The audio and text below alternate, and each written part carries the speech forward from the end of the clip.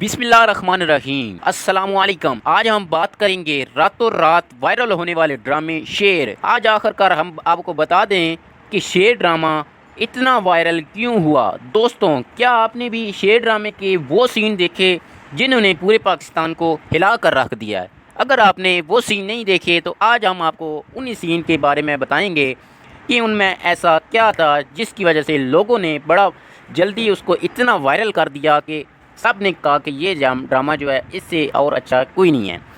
अच्छा, शेर का जो है डायलॉग मैं आपको सुनाता हूँ।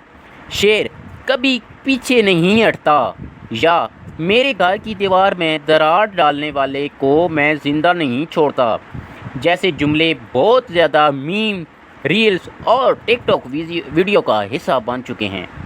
ये ड्रामा सिर्फ एक ख़ानदान की कहानी नहीं है, बल्कि हमारे 5 मशरती तबकाती निज़ाम, इंसाफ की कमी और ताकतवर लोगों की हकीकत पर ज़ोरदार तनकीद है। यही चीज़ आवाम को जोड़ती है। लोग इस कहानी से जुड़ गए हैं। हर किस्त के बाद सोशल मीडिया पर बहस, पोस्ट, रिएक्शंस और फैन थ्योरीज ड्रामे को मज़ीद हाइप देती हैं। शेर का भी एक ड्रामा जो है वायरल है, टिकटॉक पर इसके शॉर्ट वायरल हैं।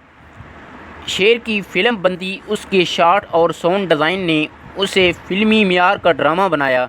सीन्स में जो शिद्दत वो लोगों को मुतासर करती है, वो क्लिप वायरल होने की सबसे बड़ी वजह है। मरकज़ी किरदार अदा करने वाले अदाकार ने गज़ब की परफॉर्मेंस दी है।